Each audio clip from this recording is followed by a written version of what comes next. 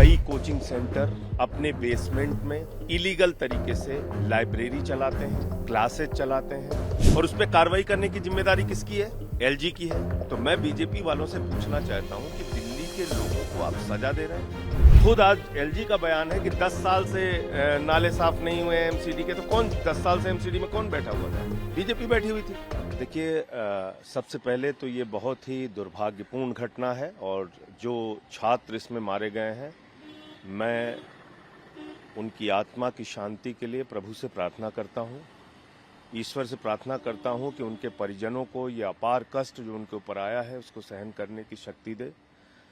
जहां तक इस घटना का विषय है, कई कोचिंग सेंटर अपने बेसमेंट में इलीगल तरीके से लाइब्रेरी चलाते हैं, क्लासेस चलाते हैं, जो पूरी तरह से गलत है।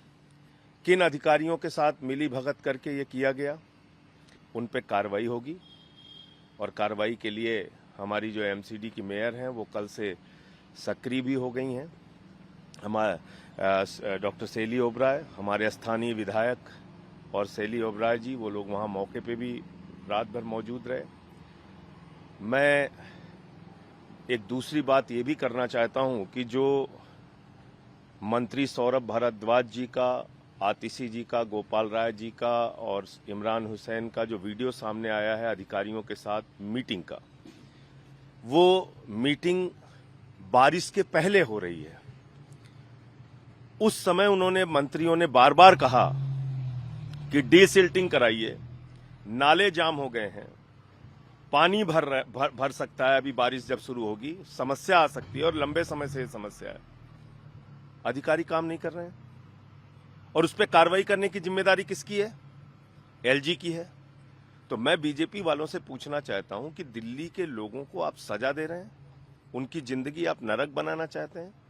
आपने जबरदस्ती करके सुप्रीम कोर्ट के आदेश के बावजूद आपने एक नोटिफिकेशन जारी करके, एक अध्यादेश जारी करके दिल्ली के सारे अधिकार ट्रांसफर पोस्टिंग के छीन लिए और अब जब कार्रवाई करने की बात आती है तो एलजी के साथ मिलकर आप साजिश रच रहे हैं। ये बीजेपी की गहरी साजिश है कि दिल्ली को नरक बना के रखो, बर्बाद करके रखो। इनको एक्सपोज करेंगे, इनको पूरे देश और दिल्ली के सामने इनको एक्सपोज करेंगे। और मैं तो माननीय सुप्रीम कोर्ट से और सीजीआई महोदय से भी कहना चाहता हूं कि कृपा करके देखिए क्या हालत बना रखी है इन्होंने। ऐसी साजिश आप रच रहे हैं कि नाले भरे रहें, बाढ़ आ जाए, कोई फर्क नहीं। मंत्री बार बार कहते रहे आपको साइट जाने का मौका नहीं है, आपको कार्रवाई करने का मौका नहीं है।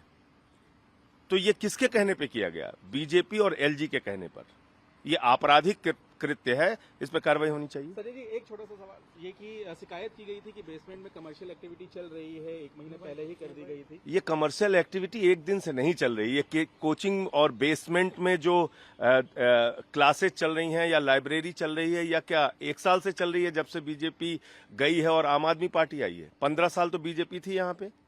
आज एक दिन से तो नहीं चल रही है ये कोचिंग सेंटर और बेसमेंट में क्लासेस तो वर्षों से चल रहे हैं। किसकी मिली भगत से चल रहे थे, आप बताइए मुझे। और खुद आज एलजी का बयान है कि 10 साल से नाले साफ नहीं हुए एमसीडी के। तो कौन 10 साल से एमसीडी में कौन बैठा हुआ था? बीजेपी बैठी हुई थी।